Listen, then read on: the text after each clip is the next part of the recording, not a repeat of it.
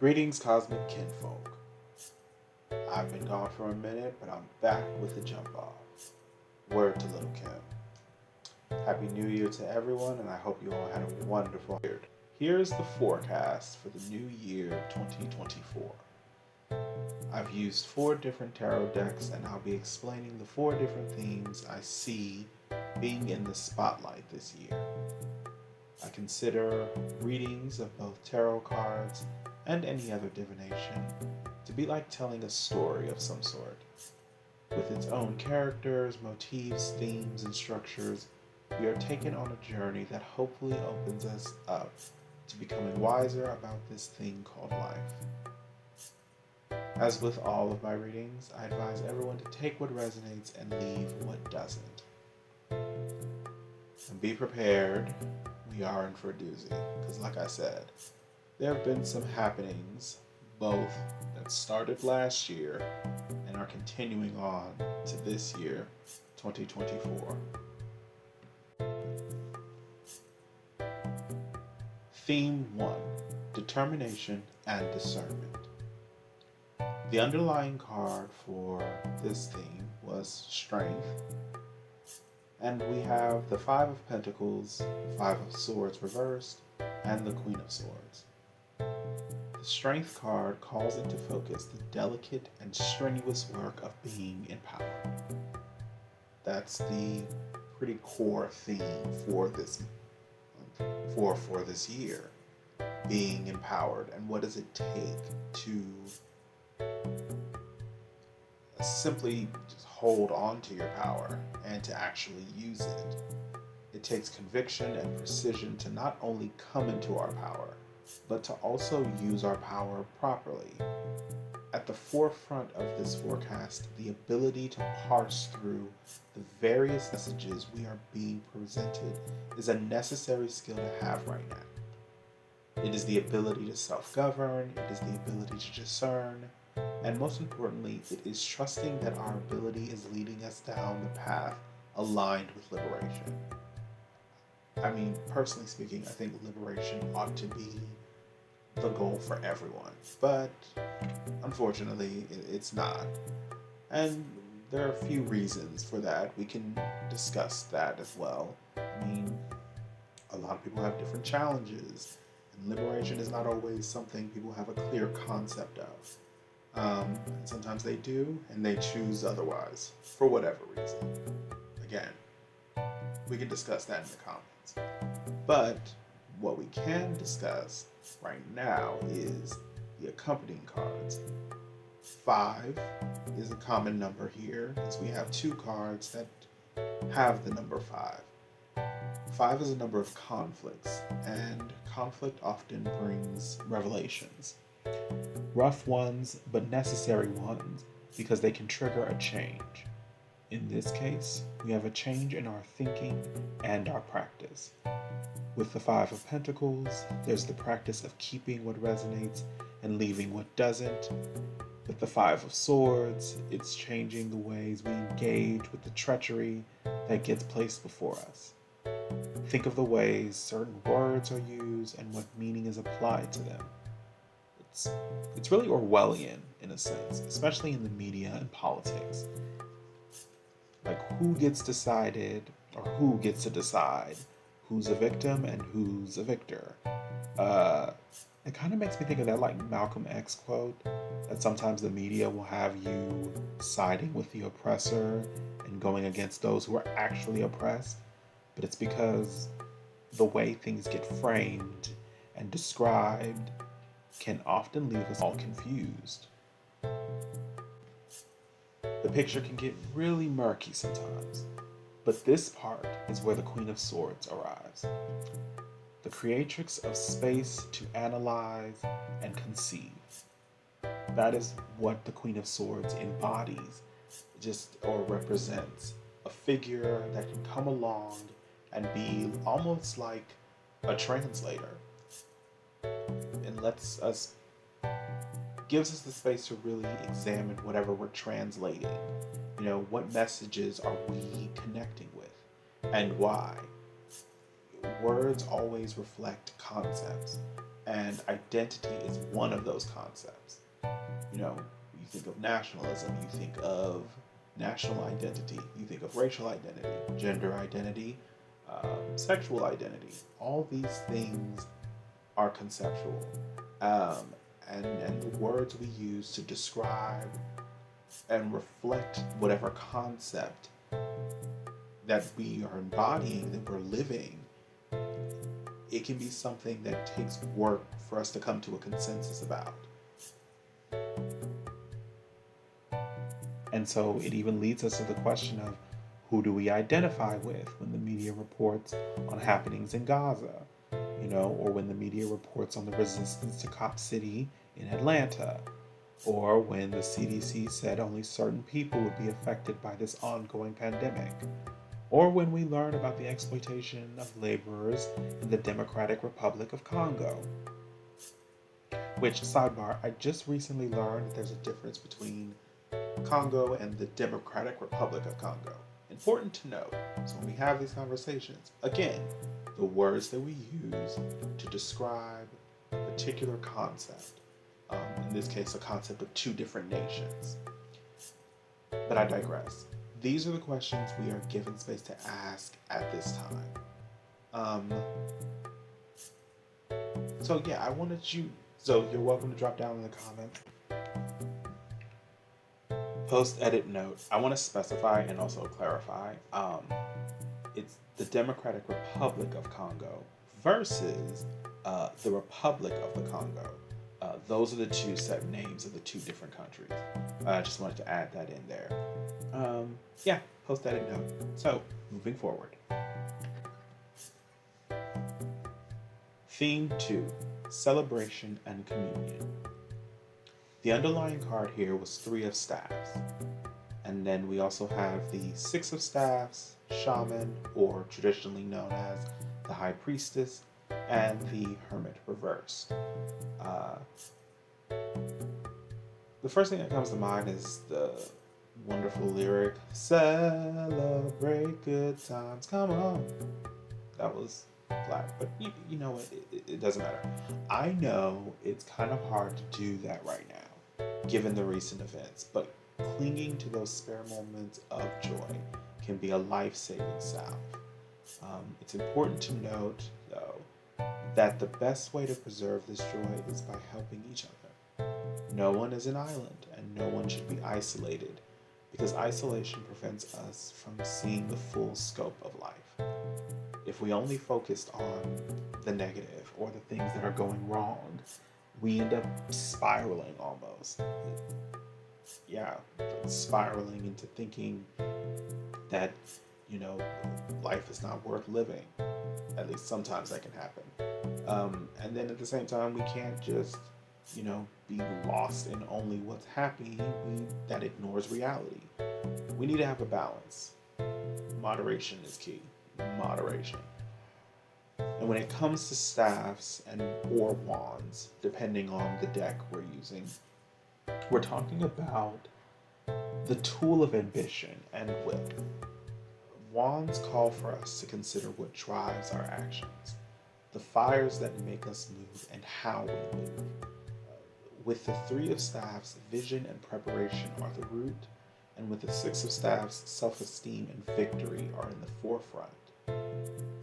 The staffs are, symbols associated with fire in tarot, specifically with the minor arcana. And like I said, fire is a drive. It's that thing that inspires us. It's the thing that pushes us. It's the life force that makes us act, essentially. Now, with the 3 of Staffs being the key thing here, or being the underlying card, there's this underlying theme. There's this, or I should say, a theme of us being inspired to create, to see what we are capable of, to imagine beyond reality we're currently occupying, right? And with the 6 of Staffs, how do I put this? There's the confidence that we're capable of getting it, even though we may not have the evidence that shows we can get it. There's a level of confidence, and I mean, that just comes with staffs as well. There's a sense of we are capable of something. And we're capable of it more so just because we imagined it, and just because we were given the idea. We're ready and confident enough to approach it. Now, the shaman and the hermit, reversed, come into play as the two figures that can help guide the flames. Both are associated with walking paths of self-reflection and deep exploration. With the shaman, we journey inward to reflect.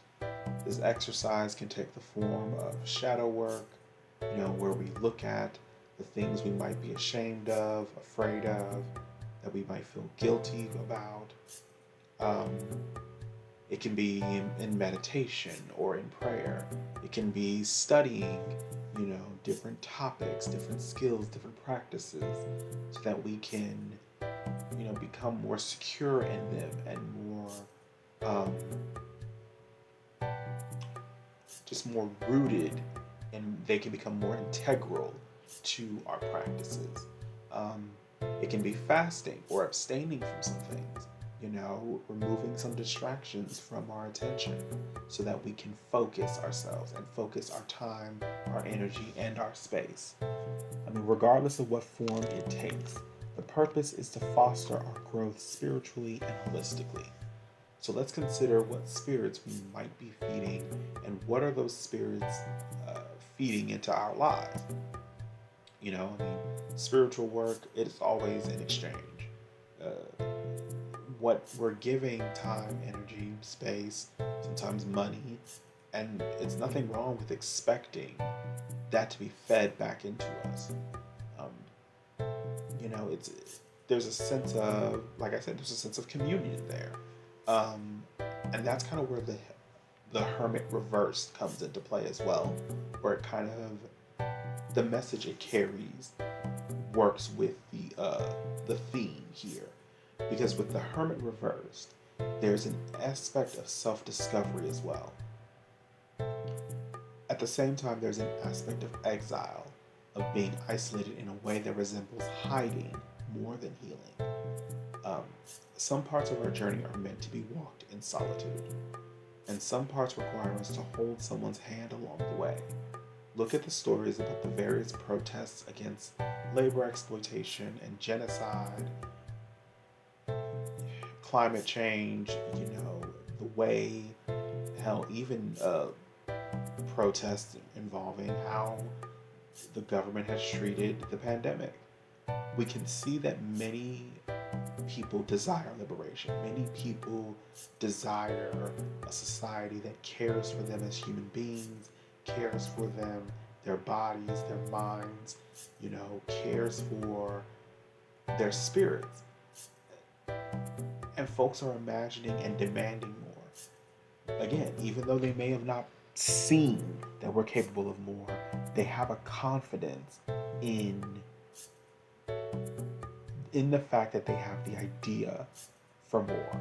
And because they were given the idea of the possibility, they have the conviction to go ahead and reach for more. They're confident enough to just say, we're all going to come together and reach for more.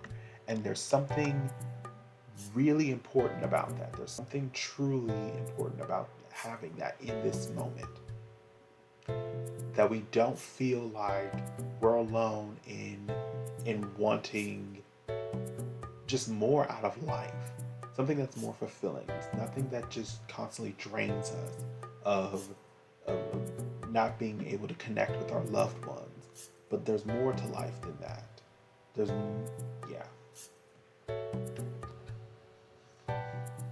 Theme number 3, imagination and inspiration. The underlying card was 2 of Wires, or traditionally known as the Swords suit. And the accompanying cards was 4 of Wires, the Star, and 6 of Wires. Now, wires, as I said, are traditionally known as swords, and they are typically the tools of thinking, of conception, of language, and symbols. think discourse, think analysis of certain topics. Um, these, because they focus mostly on, because conversations in general are, um, they are a concept, they're an exchange of ideas and, and of the sort.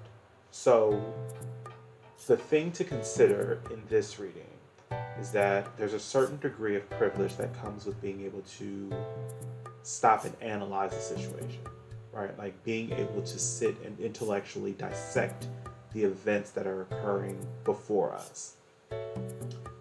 There is privilege because the ability to think about what's happening, including, those dangerous events, the ability to think about the danger usually means the danger is not close, right? We can feel safe enough to think, safe enough to catch our breath and assess the nuances.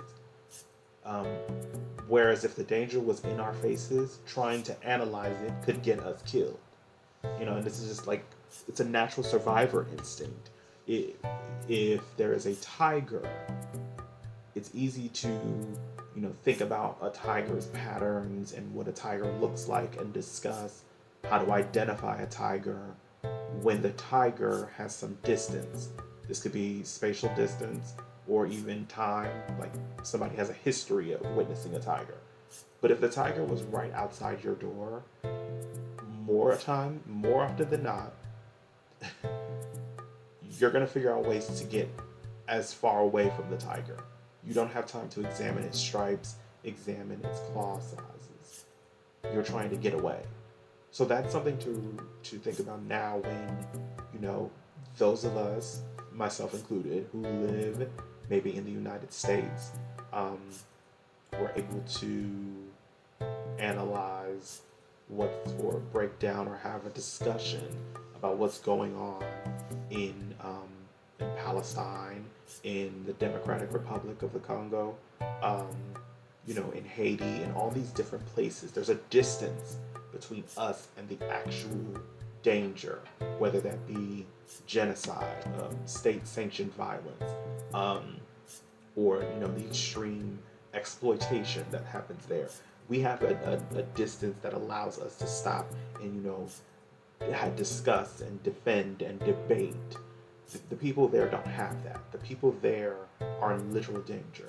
The people there have their material sense of self in danger. Their physical life is in danger.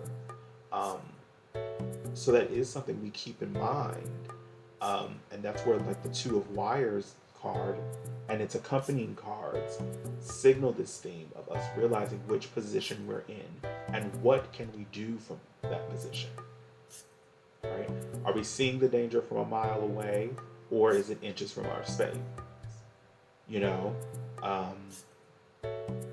Just a hint, if you're reading or listening to this now, then you're probably in the latter position. You have a safe distance from the danger. And I don't say that as an attempt to shame. I make this statement as a call to action for those of us that have the privilege to see the dangers of oppression from a distance. What can we do to end such events? Right, so there is a place that this discourse and debate does serve. It serves in really making sure we understand how we should proceed and how we should respond to the dangers around us and how we can support those who are living those dangers. It is not the ultimate position, make no mistake. Concepts and thinking and words are great, they have impact, but they're not the same as material actions, right? They're not the same as if we were to go over there and house the people who are being pushed away from their own home,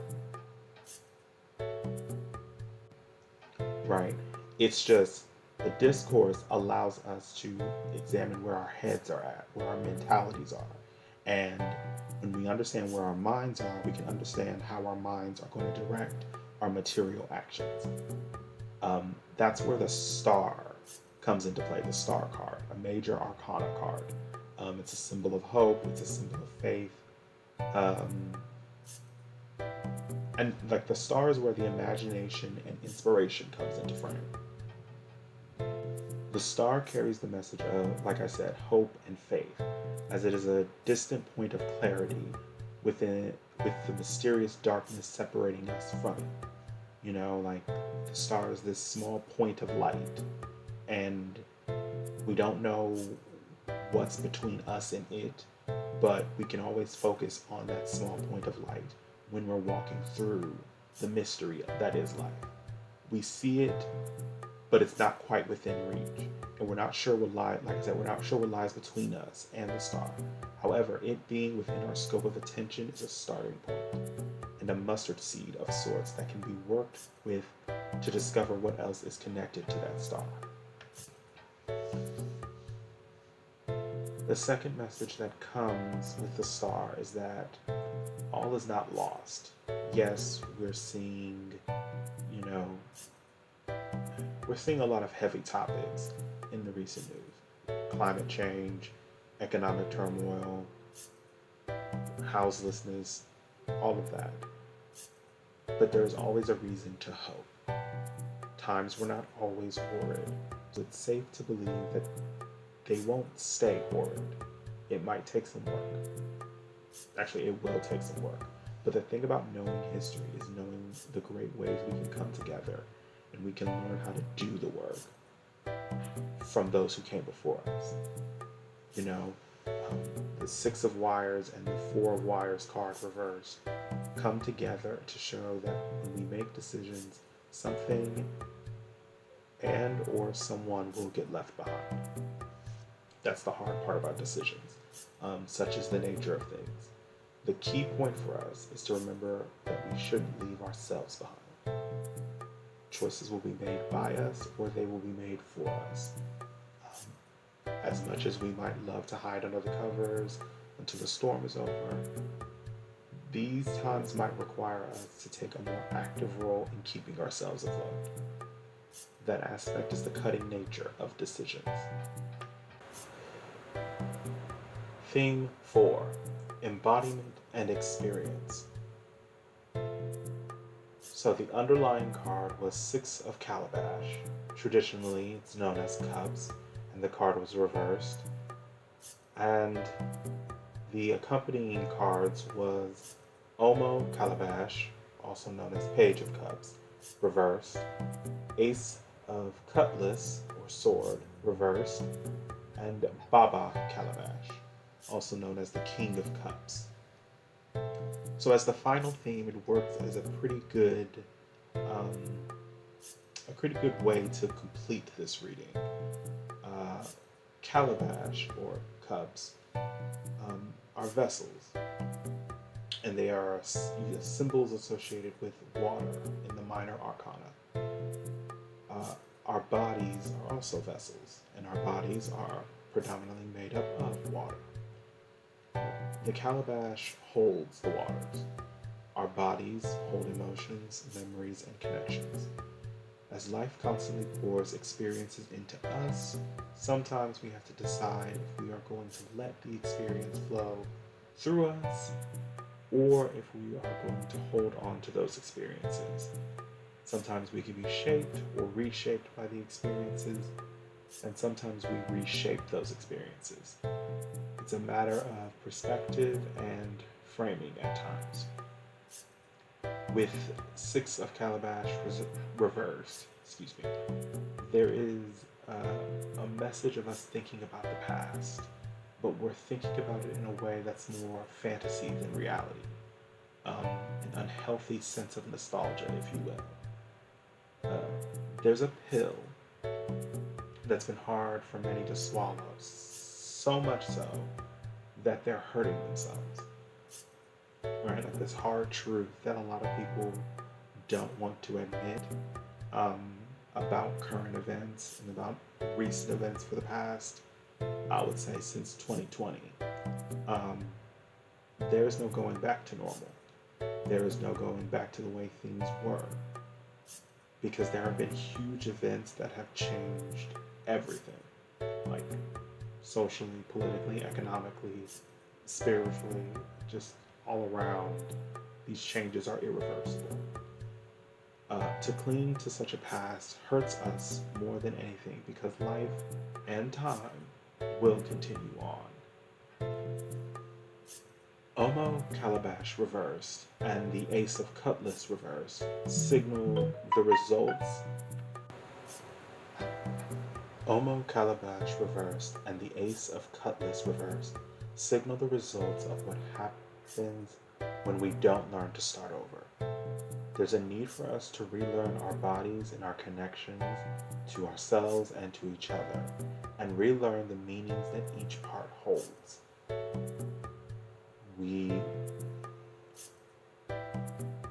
This really is a challenging part because so much of what we have been told in regards to how the pandemic is going to unfold, the economic crises, climate change, all of these things we're being told or either not told anything about. And it's just sort of like we're all stuck here. I feel like many people don't acknowledge it, but they maybe feel it and haven't put words to it. That there's this sense of you're here and things just don't feel right. And oftentimes when people bring up feelings, there's this dismissal of them because feelings are considered, unquantifiable and whatnot, while thoughts are more rational, quote unquote. But there is an effort to there's a moment for us now to reclaim feelings. There's a moment for us to now reclaim recognizing whatever it is we feel in our bodies, what we're noticing, what we're experiencing in our bodies. And I think that can give us a sense of relief. That there's this sense of relief that Baba Calabash brings in this reading, right? Because he is the King of Cups, right? He is the leader of the waters, the emotions, the connections, the body. He is the executive figure that directs those waters accordingly. There's a diplomatic aspect to holding space for the emotions that rise up and changes that occur in the body, while also deciding how we shall proceed further. Because as much as we would like to sit in some of those waters, we have to move at some point. We have to let them flow. Even if they flow out, they might be able to flow back in, but they do need to move. Like standing water is dangerous. I mean that both literally as well as here metaphorically. The same way you have standing water that attracts, parasites and lets harmful bacteria flourish. Standing or just sitting in things that have come to pass without acknowledging the reality that's currently happening to you and where you're heading can attract this negativity, right? And so something for us to take into account this year and going forward. Let's acknowledge the pain we might have experienced and let it move us to figure out ways to shield ourselves and to figure out our escape routes, if you will. If we've gone through harm, we'll figure out how we can avoid that harm in the future, right? Let's acknowledge whatever sadness we may have experienced and actively grieve the realities that are just no longer possible now. Let's acknowledge the anger that we feel, because I know there's so many of us that are looking at the situations we are going through, the situations we see people close to us are going through, and anger is a valid reaction to what we're witnessing. But let's feel that anger and let's direct it towards that which has threatened us and those around us.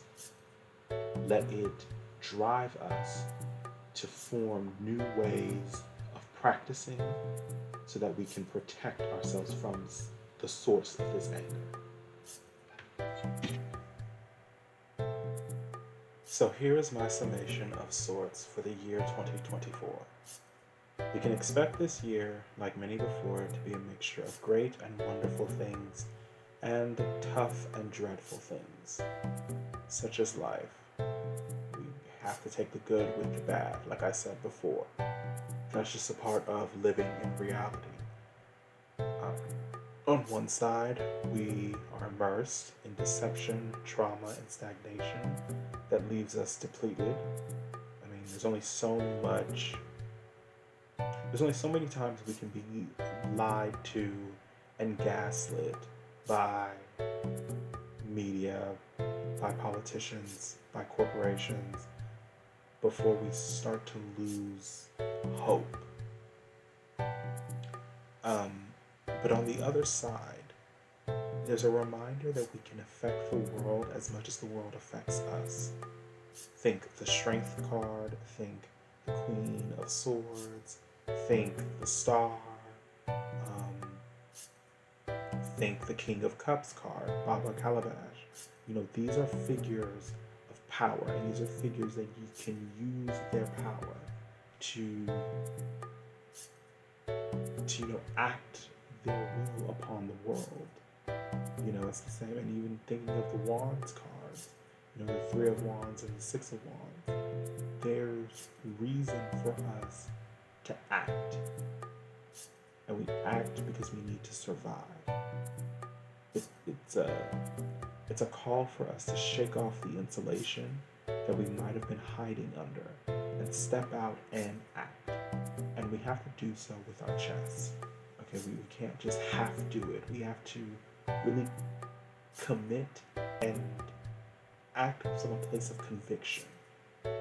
We can intellectualize, sure. We can have the discourse, we can dissect and analyze things and redefine words or have a clear definition of words, but the intellect needs to feed action. We can cry out in pain and realizing, that our bodies are hurting, our minds are hurting, our spirits are hurting, but the crying needs to help form a material praxis. The crying needs to help us recognize what's wrong and lead us to realizing what we can do to alleviate whatever is wrong. We can imagine, we can let our imaginations run wild, but let us imagine with the processes that can lead us to manifest our visions, right? Yes, we can imagine this world, but let's consider what steps we need to take. And then what do we need to do day by day? What we do day by day builds the foundation of the future. What we do now, what we stop, the decisions we make now can feed the structures we want to build in the future. So those are the messages I have for this year, 2024. As always, be sure to take what resonates and leave what doesn't. Let me know what you also see for the upcoming year. I'd love to hear your thoughts in the comments. If you like this type of content, then be sure to like, subscribe, and share. Be sure to follow me on my other socials as well. Let's take the time to love and support each other as we endure this ongoing pandemic. Yes, the pandemic is still going. It's not over. And as we also endure these shifts in politics, both in the United States as well as all around the world. And of course, as we all ready ourselves for climate change. By the way, did you know folks are selling pieces of melted glaciers for cocktails? Like the glaciers that are melting in the North Pole, people are selling pieces of that. Unless that's fake. Please tell me that's fake news. I hope so. Either way, there are glacier worms, because that's not healthy. But yeah, with that, I leave you all with that, and all I say is know thyself and be blessed. Izzo.